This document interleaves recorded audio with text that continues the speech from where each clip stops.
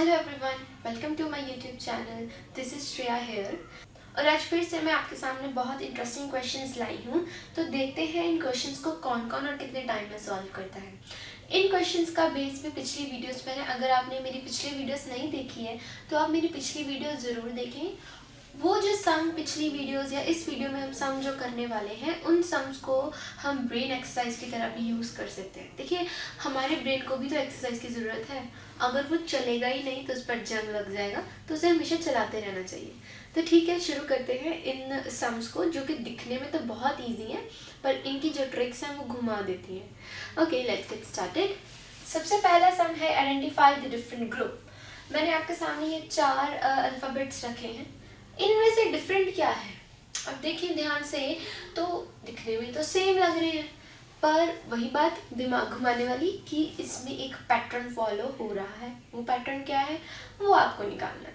देखिए जैसे ये है NOM, कोई ना कोई पैटर्न फॉलो कर रहा है। ये देखिए अल्फाबेटिकली आते हैं MNO की तरह आते हैं। मतलब सीरीज की बात करूं तो MNO, लेकिन यहाँ पर ये N जो है वो आगे आ गया, M जो है वो पीछे चला गया। उसी तरह BCA, ये भी उल्टा नहीं हो गया क्योंकि लिखते तो हम ABC हैं, तो B जो आगे आ गया, A पीछे चला गया। JIH, इसको हम कैसे लिखते हैं? HIJ, इसी तरह से लिखते हैं। अब यहाँ पर एक चेंज आ गया, यहाँ HIJ का उल्टा JIH लिख दिया। बाकियों में अल्फाबेट्स दोनों चेंज हुए, इसमें सिर्फ एक ही चेंज करा। उसके बाद देखिए RSQ, इसको हम कैसे लिखते हैं? QRS, देखिए ये भी उसी तरह से चेंज कर दिया। तो मतलब डिफरेंट कौन सा ग्रुप आया इसमें? ये JIH वाला, कि जो बाकी है उनमें हमने इस फर्स्ट फिगर को अल्फाबेट को इधर लिखा और सेकंड को इधर, है ना। लेकिन ये ऐसा है जो HIJ को उल्टा JIH लिख दिया। मतलब देखो हर एक में जो मिडिल टर्म है वो चेंज हो रही है ना। लेकिन सिर्फ ये है जिसमें मिडिल टर्म चेंज नहीं हुई। So this is the different group. Okay, उसके बाद देखिए ये नंबर्स दिए गए हैं। ये देखने में तो अब इतने बड़े नंबर्स हैं, वहाँ इनमें क्या पैटर्न निकालें? हर कोई यही सोचेगा, पर उस तरफ जाने की जरूरत ही नहीं है। अगर मैं सिंपल देख के बता दूँ, ध्यान से देखना। इन दोनों का बात करें, ये है 31 और 75, ठीक है, 31 और 75। अब अगर इन दोनों को मैं स्वैप कर दूं तो ये बन जाएगा 75 और 31, ठीक है। अब देखिए इन दोनों को अगर मैंने, मतलब पोजीशन इनकी वही है पर आपस में स्वैप हो गए। 31 का 13 बन गया, 75 का 57 बन गया, ठीक है। अब इधर आए, देखिए वो नंबर जो थे ना, 7 हमेशा 5 के साथ चल रहा है, 7 हमेशा 5 के साथ है, 7 हमेशा 5 के साथ है, लेकिन इसमें 7 और 5 अलग हो गए, है ना। तो ये आगे गड़बड़। इसका मतलब ऑड कौन सा नंबर हो गया? ये वाला। कैसे? एक बार ध्यान से फिर देखना। 3 1 3 1 या 1 3, मतलब 3 और 1 दोनों नंबर हमेशा आपस में थे। इसमें भी आपस में एक साथ ही है, कोई डाउट नहीं, चाहे 3 पहले आए चाहे बाद में, कोई बात नहीं। उसके बाद देखिए 7 5 7 5 5 7, ये भी आपस में आ गए, लेकिन यहाँ पर क्या हो गए? दोनों अलग हो गए। So again this is different because of the placement of numbers, ठीक है, positions of numbers. So again okay, अब इसमें तो कोई पैटर्न नहीं ना हो सकता। अब इतने बड़े नंबर में तो ये पैटर्न तो होगा नहीं, कहीं इनमें सभी प्राइम में एक कॉम्पोजिट ना हो। इतना तो किसी को भी नहीं याद होगा कि कौन सा इनमें से प्राइम है और कौन सा कॉम्पोजिट है। तो इसलिए ना क्वेश्चन बहुत ही ईजी होते हैं। ईजी था ना, लेकिन हम क्या कहीं और ही पहुंच जाएंगे कि यार कोई प्राइम ना हो, कोई कॉम्पोजिट ना हो, कोई किसी के टेबल पे ना रहो। बेसिक से स्टार्ट करो, पहले उसको देखो, क्या मतलब देखने में ही आंसर मिल जाता है, उनकी प्लेसमेंट। ऐसे सम्स में ना हमेशा ये सोचो कि कितना डिफरेंस आ रहा है, प्लेसमेंट कहाँ कहाँ हुई है या कितना गैप है, ये चीज़ हमेशा मैटर करती है, ठीक है। चलिए आगे देखते हैं। वही वाला सम रेशो वाला जिसमें मैंने आपको पिछली वीडियोज में बताया था कि ये जो फर्स्ट टू जो डबल रेशो के पहले वाले होते हैं, सिंगल रेशो वाले, उनका आपस में एक रिलेशनशिप होता है। वही रिलेशनशिप हमने ये वाला फ्रीडम और इसके बीच में यूज़ करना है, जैसे हमने लास्ट टाइम किया था एक ग्रीट एंड मैनर वाला, उसी तरह से ये। अब देखिए डीप और शैलो में क्या रिलेशनशिप है? डीप गहरा, शैलो खाली, मतलब एक रिलेशनशिप उल्टा, मतलब ये ऑपोजिट है। आपस में क्या रिलेशनशिप है कि ये ऑपोजिट है। अब मुझे एक ऐसा वर्ड ढूंढना है जो फ्रीडम का ऑपोजिट हो। देखिए डेमोक्रेसी तो हो ही नहीं सकता, या कन्विक्ट तो हो ही नहीं सकता। Prison, prison could be opposite of, लेकिन अगर प्रिजन है तो डिसिप्लिन भी हो सकता है, क्योंकि फ्रीडम में क्या होता है? We are free, we can do anything we want. तो हम यूजुअली डिसिप्लिन को भी फॉलो नहीं करते, लेकिन डिसिप्लिन में क्या होता है? We are not free, follow the rules. Okay, so this both could be answer of freedom. Okay, easy question, again an easy question. उसके बाद देखिए क्वेश्चन मार्क रिप्लेस करना है हमें। ये दिया हुआ है हमें अल्फाबेट्स। अब कहते हैं कि डी जी जे और के एम एन ओ में एक रिलेशनशिप है आपस में, वो रिलेशनशिप एम पी एस और इस क्वेश्चन मार्क में होगा। हमें बताना है इस क्वेश्चन मार्क पर क्या आएगा। ध्यान से देखिए सम, अगर आपको रिलेशनशिप समझ आ रहा है इन दोनों का तो ये भी आ जाएगा। अगर आपको इसका आंसर पता है तो आप कमेंट बॉक्स में लिख सकते हैं। तो चलिए अब देखते हैं इसका आंसर क्या होगा। देखिए जब ऐसे सम आते हैं तो मैं आपको क्या बोलती हूँ हमेशा, गैप चेक करो क्या क्या गैप है। देखिए इसमें क्या गैप है, डी और जी में ई और एफ का, ई और एफ का, इसमें जी और जे में एच और आई का, इसमें ई एफ था उसमें एच और आई का गैप। अब एम के ओ में देखिए एल एन, सिर्फ एक एक का गैप, इन दोनों में दो दो का गैप था, इसमें एक एक का गैप आ गया। अब इसमें देखिए इसमें एम और पी में एन और ओ का, क्यू आर, दोनों में किस किस का गैप आ गया, दो दो का। ध्यान से देखना पैटर्न, इसमें दो दो का गैप है, इसमें वन वन का गैप है। अब इसमें दो दो का गैप है तो इसमें कितने का गैप होगा, वन वन का। समझ लगा वन वन का क्यों, क्योंकि इसमें जो वन वन फॉलो हो रहा है तो यहाँ पर भी तो वन वन फॉलो होगा ना। तो देखते हैं इनमें से वन वन का गैप किसके पास है।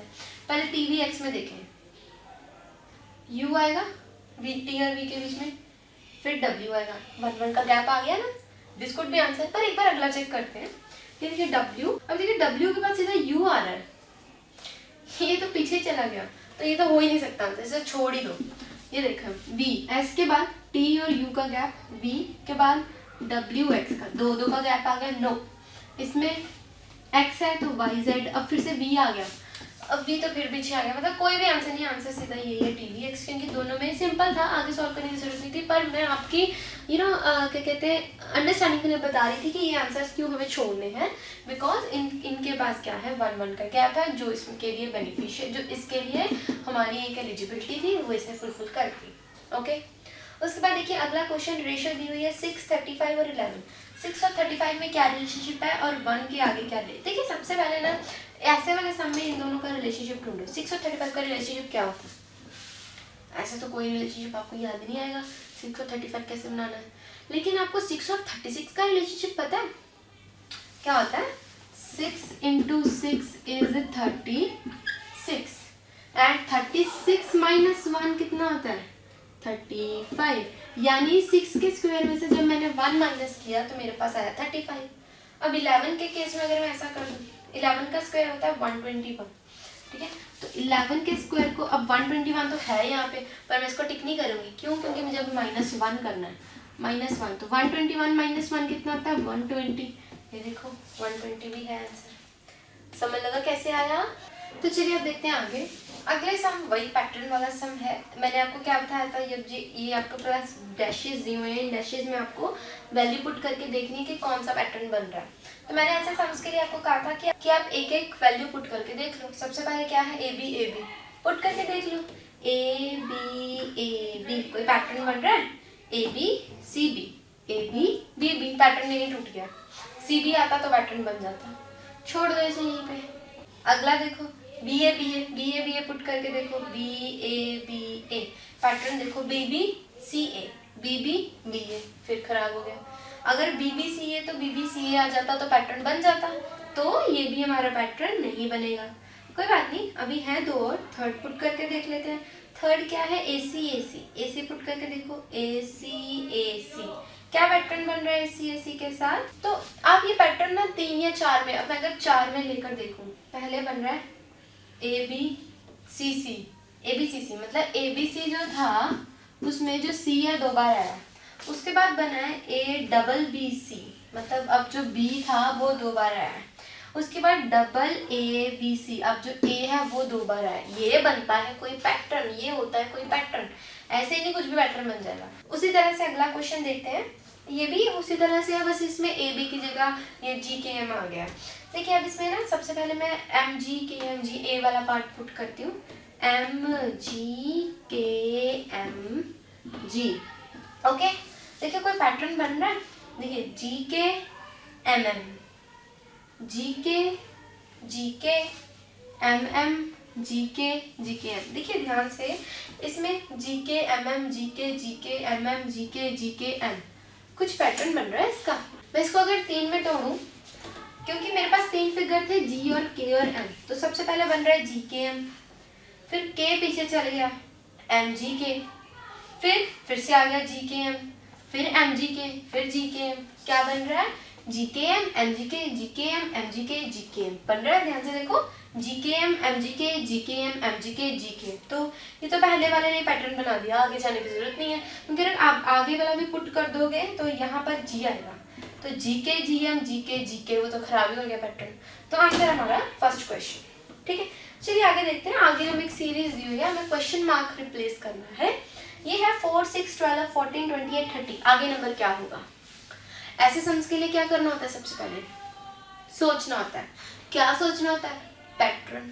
ठीक है, क्या बन सकता है इसका पैटर्न? ध्यान से देखिए, 4 है, 6 है, 12 है, कोई टेबल चल रहा है? नो, 4 का टेबल नहीं है। 4 और 6 में क्या होता है? 4 + 2 होता है 6, तो हो सकता है वो पैटर्न हो। ठीक है, कैसे? अगर मैं 4 में +2 करूँ तो वो आएगा 6, यानी दूसरी टर्म आ गई 6। अब 6 को 12 बनाना है मुझे, 6 के बाद 12 बना, तो क्या करूँगी? 6 + 2 तो 12 होता है नहीं, लेकिन 6 × 2 तो 12 होता है ना। उस तरह से 12 को 14 बनाना है मैंने, तो 12 + 2 कर दो, 14 आ जाएगा। 14 को क्या बनाना है? 28। वो कैसे होता है? 14 × 2 कर दो, 28। अब 28 को 30 बनाना है, 28 + 2 कर दो, 30। कुछ पैटर्न नहीं फॉलो हो रहा, ध्यान से देखो। ये वाला क्या हो रहा है? +2 × 2 +2 × 2 +2। क्या पैटर्न फॉलो हो रहा है? +2 × 2 +2 × 2 +2। मतलब हर टर्म एक बार प्लस होती है, जो आती है टर्म वो मल्टीप्लाई होती है, तो उससे अगली टर्म प्लस होती है, उससे अगली मल्टीप्लाई। तो ये पैटर्न चल रहा है। अब देखिए, ये वाली तो हो गई थी, प्लस हो गई थी 2 से, है ना। ये मल्टीप्लाई हुई है, प्लस हुई है, मल्टीप्लाई हुई है, प्लस हुई है, मल्टीप्लाई हुई है, अगली क्या होगी? अब 30 को, अब 28 + 2 तो हो गया, 30 आ गया। अब प्लस के बाद क्या आंसर नंबर आना है? 2 वाला ना, तो 30 को 2 से मल्टीप्लाई करेंगे 60, तो क्वेश्चन मार्क की जगह क्या आ जाएगा? 60। 60 इज अवर आंसर। इजी। देखिए अगले क्वेश्चन में भी इसी तरह से हमें स्टेटमेंट दी है 5 16 51 158। क्वेश्चन मार्क हमें बताना है। ठीक है, ठीक है, ये क्वेश्चन मैं एक बार दोबारा से ऊपर लिख देती हूँ। 5 16 51 एंड 158 क्या गया है? Question mark. ठीक है, अब हमें ये क्वेश्चन मार्क रिप्लेस करना है। तो जैसे कि मैंने आपको बताया, आपको क्या करना होता है? सबसे पहले पैटर्न बनाना होता है। 5 और 16 में क्या रिलेशनशिप है? कोई रिलेशनशिप है? नहीं, लेकिन 5 और 15 में तो है। जैसे हमने 6 और 35 का रिलेशनशिप निकालना था, तो मैंने क्या किया था? 6 और 36 का निकाल दिया था और उसमें से -1 कर दिया था। तो इसमें भी कुछ ऐसा करूँ। 15 कैसे बनता है भाई? 5 × 3 15, 15 + 1 16 बन गया। 5 और 16 का रिलेशनशिप आ गया। चलो 16 बन गया। अब 16 को 51 बनाना है, क्यों ना। अब यहाँ पर क्या जनरल फॉर्मूला यूज हुआ था? कोई भी नंबर को जब मैंने 3 में मल्टीप्लाई करके +1 किया था तो अगला टर्म आ गया था। किस जो नंबर है उसको मैंने 3 से मल्टीप्लाई किया था और उसमें +1 किया था तो 16 आया। तो देखते हैं अगले में ये जनरल फॉर्मूला लगेगा। अगला क्या है? 16 से 51 में जाना है। 16 × 3 क्या होता है? 16 × 3 48। 48 में +1 किया मैंने तो वो बन गया मेरे पास 49। और तो गलत हो गया, आंसर तो 51 आना चाहिए था। तो 48 में मैं ऐसा क्या प्लस करूँगी 51 आए? 3 प्लस करूँगी तभी 51 आएगा। ठीक है, पर ये तो चेंज हो गया, अब ये तो फॉलो नहीं होया। चलो मतलब ये मेरा जनरल सोल्यूशन अभी भी नहीं बना। अगला देखते हैं। 51 को अब मुझे 58 बनाना, तो 51 × 3 करेंगे तो ये बनेगा 153 प्लस, अब मैं प्लस क्या करूँगी? 158 आए मेरे पास, है ना, तो मुझे प्लस करना है, 5 प्लस करूँगी तो 153 + 5 1 है। अब यहाँ पर एक पैटर्न बन रहा है, ध्यान से देखना कि हर नंबर को 3 से मल्टीप्लाई कर रही हूँ मैं। मल्टीप्लाई के हर ऑड नंबर ऐड कर रही हूँ। पहले 1 ऐड किया, अब 3 ऐड किया, अब 7। अगला नंबर क्या बनना है मेरा? फिर 158 को अगला नंबर कैसे पता लगेगा? 158 को मैं 3 से मल्टीप्लाई करूँगी, जो आंसर रहेगा उसमें मुझे क्या प्लस करना होगा? 7, क्योंकि ऑड नंबर चल रहे हैं ना 1 3 5 7, तो वो आएगा मेरे पास आंसर। तो 158 × 3 क्या होगा? 474। 474 में जब मैं 7 ऐड करूंगी देन आई विल गेट 481। तो ये क्वेश्चन मार्क पर क्या आ जाएगा 481। आ गया समझ के कैसे किया? कुछ नहीं किया, मैंने पहले 5 से 16 कैसे गई वो लिखा, 16 से 51 कैसे गई वो लिखा, 51 से 158 कैसे गई वो लिखा। तो मैंने नोट किया कि सबको आंसर लाने के लिए मुझे पहले 1 प्लस करना पड़ा, 3 प्लस करना पड़ा, 5 प्लस करना पड़ा। तो अगला लाने के लिए जेन्युइन ये पैटर्न बन रहा है 1, 3 और 5 का, तो अगला 7 ही होगा ऑफकोर्स, ऑड नंबर का सीरीज, क्योंकि जैसे पिछले में था मल्टी 2 प्लस 2 मल्टीप्लाई 2 प्लस 2, उस तरह से ये पैटर्न था। ठीक है, ईजी है क्वेश्चन। तो देखते हैं अगले क्वेश्चंस किस तरह से हैं। अगले क्वेश्चंस देखिए, इसमें कोडिंग वाले क्वेश्चंस है जो आजकल बहुत ही ट्रेंडिंग क्वेश्चंस हैं, हर कॉम्पिटिटिव एग्जाम में इस तरह से क्वेश्चंस आते हैं। ठीक है, ये जो क्वेश्चन है ये बहुत इजी क्वेश्चन है। ये क्या क्वेश्चन है देखिए, इस तरह से आपको एग्जाम में आएगा कि मार्बल जो वर्ड है उसे हम कोडिंग में इस तरह लिखते हैं CNDFGU। कोडिंग बेसिकली क्या होती है, कोडिंग में ना कोई भी वर्ड को कोड कर दिया जाता है ताकि मेरे अलावा उसे कोई भी समझ ना सके। मैंने कोड किया तो मैं ही पता करूंगी कि इसको किस तरह से सॉल्व करना है, आप नहीं बता सकते। ठीक है, सेंचुरी को लिख दिया BOPXYL। ठीक है, अब उन्होंने पूछा नेचर को क्या लिखेंगे, 2 एग्जाम्पल हमें दे दिए, नेचर बताना है हम कोड करके कैसे लिखेंगे। अब आप सोचोगे हमें क्या पता, हम कैसे बता दें कोड, लेकिन हमें एग्जाम्पल तो दिए ना 2, उन्हीं एग्जाम्पल में से ये भी आंसर आ जाएगा। कैसे, देखिए इन्होंने यहाँ पर M को लिखा है C, M को क्या लिखा है C, A को क्या लिखा है N, R को क्या लिखा है D। तो यहीं से हम देख लेंगे ना, सबसे पहला वर्ड है हमारा N। N कहाँ है, ये देखिए सेंचुरी के पास N है, थर्ड वर्ड, थर्ड अल्फाबेट क्या है इसका P, यानी N को किस तरह से लिखना है हमने P। तो यहाँ पर नेचर का पहला वर्ड आ जाएगा P। उसके बाद A, A देखिए मार्बल का सेकंड A यानी N, A को लिखते हैं हम N, ऑफ कोर्स उल्टा ही है तो PA। अब आ गया नेचर का T, T है सेंचुरी में देखिए फोर्थ वर्ड यानी X, क्योंकि T को हम लिखते हैं X, तो T की जगह आ जाएगा X। उसके बाद देखिए U, U भी है सेंचुरी में U, U को हम लिखते हैं Y, तो U की जगह आ जाएगा Y। उसके बाद है R, R भी है सेंचुरी में, देखिए R किस तरह से है, D से लिखा है R को, R को लिखा है D, तो यहाँ आ जाएगा अगला वर्ड D। और E देखिए, E है मार्बल में सबसे ऊपर, E को लिखा है O, तो यहाँ पर आ जाएगा O। बन गई नेचर की कोडिंग, इजी है ना। किस तरह से, यही 5-6 के 6 वर्ड मुझे इन दोनों में मिल गए, जो यहाँ पर लिखे थे मैंने वही वर्ड यहाँ पर भी लिख दिए, नेचर बन गया PAXYDO। ये मैंने साइड पे लिख दिया कि किस किस तरह से कोडिंग हमने की है। कोडिंग बहुत ही इजी है, तो आई होप आपको ये कोडिंग का सम भी इंटरेस्टिंग लगा हो। जैसे यहाँ पर ना AN आएगा, क्योंकि A को हम N से भी नोट करते हैं ना, तो यहाँ N मैंने गलती से A लिख दिया था, तो आई होप ये समझ आया होगा PNXYDO। उसके बाद देखिए value of log to the base under 216, ये मैं आपको नहीं बताऊंगी क्योंकि पिछली वीडियो में सेम ऐसे का मैंने सम करवाया था, वो 4 के साथ करवाया था। अगर आप वो वीडियो देखेंगे तो ये सम आपको अच्छे से समझ आएगा। तो आई वांट कि आप इसको सॉल्व करें और इसका आंसर कमेंट्स में लिखें, then I will tell you कि इसका आंसर सही है या गलत है। ठीक है, अगला क्वेश्चन देखते हैं। अगले क्वेश्चन में कहा है altitude of an equilateral triangle, एक इक्विलेटरल ट्राइंगल है जिसकी हमें एल्टीट्यूड गिवन है। एल्टीट्यूड पता है ना आपको एल्टीट्यूड क्या होती है, उसकी एल्टीट्यूड हमें √6 गिवन है, हमें उसका एरिया निकालना है, एरिया ऑफ इक्विलेटरल ट्राइंगल निकालना है जिसकी एल्टीट्यूड गिवन है √6। साइड भी गिवन है तो हमें पहले साइड निकालनी पड़ेगी। सबसे पहले फिगर क्या है ये देखते हैं। ये हमारे पास एक ट्राइंगल है जिसकी हमें एल्टीट्यूड कितनी गिवन है √6। अब देखिए इसकी साइड मैंने ले ली A, अगर साइड A है तो ये वाली कितनी हो जाएगी A/2 हो जाएगी, हाफ है मिड, क्योंकि एल्टीट्यूड मिड से कट करती है हमेशा, आपको पता है, तो ये A/2 हो जाएगी। साइड निकालने के लिए ना मैं इस पर पाइथागोरस थ्योरम लगाऊंगी, क्योंकि है देखो क्या ये राइट एंगल ट्राइंगल है, क्योंकि एल्टीट्यूड हमेशा 90 डिग्री पे कट करती है, तो पाइथागोरस आराम से लग जाएगा। सो बाय अप्लाइंग पाइथागोरस क्या होता है, बेस यानी A/2 का स्क्वायर प्लस परपेंडिकुलर यानी √6 का स्क्वायर किसके इक्वल होता है, हाइपोटेन्यूज यानी A² के। ठीक है, तो यहाँ से A की वैल्यू आ जाएगी, जैसे A/Q बन जाएगा A²/4 + 6 = A²। तो यहाँ से जब मैं सॉल्व करूँगी A की वैल्यू आ जाएगी 2√2। निकालना है तो एरिया क्या होता है, एरिया ऑफ इक्विलेटरल ट्राइंगल होता है √3/4 × A²। A क्या है, साइड, तो √3/4 × 2 2√2 का स्क्वायर, ये बनेगा, वो क्या बनेगा, √3/4 इंटू 2 2s आर 4 इंटू √2 रह जाएगा, 4 और 4 कट गया, आंसर मेरे पास बच गया 2√3। ठीक है, समझ लगा ये कैसे हुआ, 2√3 बन गया ना क्योंकि 4 और 4 कट गया।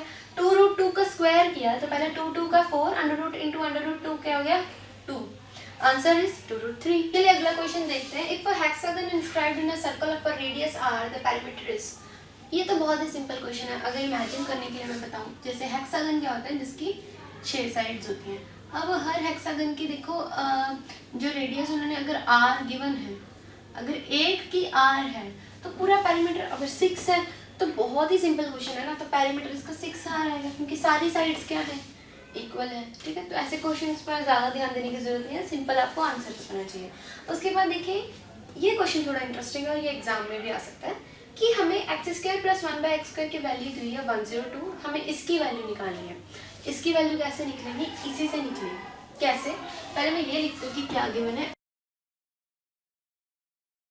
इसमें +-2 कर दिया, कर सकते हैं हम, कोई फर्क नहीं पड़ेगा।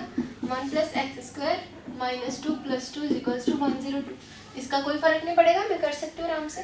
अब देखिए इनको अगर मैं कंबाइन कर दूँ इतने हिस्से को, ये क्या बन रहा है, a² + b² प्लस हमने आइडेंटिटी लगानी है यहाँ पे, ये बन जाएगी आइडेंटिटी x - 1/x का होल स्क्वायर।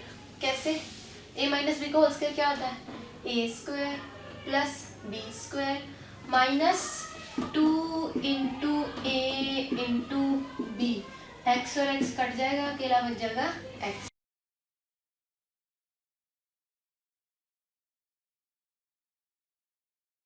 तो ये बन जाएगा x - 1/x, ये स्क्वायर और अंडर कट गया, और इधर पहले मैं कर देती हूँ, अंडर ले लेती हूँ, यहाँ भी अंडर और यहाँ भी अंडर। अब यहाँ से स्क्वायर अंडर कट गया, क्या बच गया, x - 1/x। यहाँ से अंडर 100 क्या होता है,